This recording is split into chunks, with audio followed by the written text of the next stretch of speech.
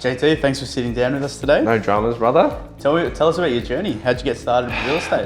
So it was, I guess like a lot of people, you just fall into it, right? And it's something that I realized that I fell in love with quickly. Not necessarily the thrill of the sale, but overachieving and winning basically for my clients. So I started off in a team in a high volume area of Bracken Ridge, and I've sort of moved in a few suburbs and have gone there by myself now. So that's awesome. Good. How's the career going at the moment?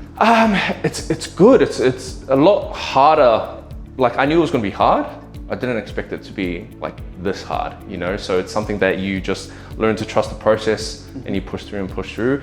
Trajectory is good, so I can't complain, but I think it's going well. It's awesome. That's so good to hear. Mate, what got you interested in K2X in the first place? So I'd seen K2X for a few years when I was a part of the team. And I always knew when the point came for me to go out by myself, I identified weaknesses and strengths already, right? And one of my main weaknesses is the cold calling aspect of prospecting.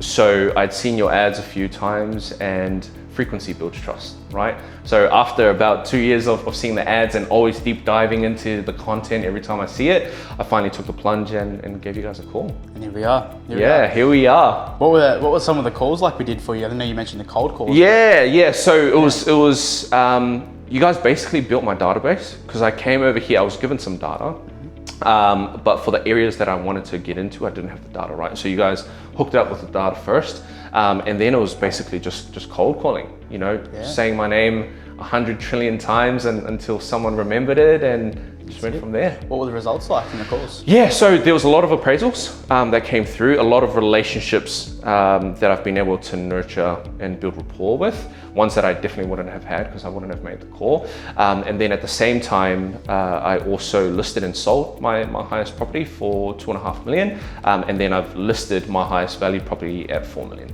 So that was from the K2X calls. Obviously at the time with the notes, they said, listen, we're not thinking of selling, but they got me in the door. And I was able to ask that question. One was immediate and one's been about a year later, you know, so, but the evidence there. That's so good. That's pleasing to hear. I mean, JT, if someone was sitting on the fence thinking about using K2X, what would you tell them? I'd tell them 100% do it. You know, there's 2 reasons why you would, right? 2 surface reasons. You're either 1, time poor, or 2, you just either suck or you don't like the cold calling aspect of prospecting. Give it to someone who knows what they're doing, who knows the lingo, walks the lingo. That doesn't even make sense, so we'll edit that part out. But who just knows what they're doing. You know, they know how to talk to people and treat people with the respect, both from an agent's perspective and a human perspective. You know, so 100% do it. That's exactly it.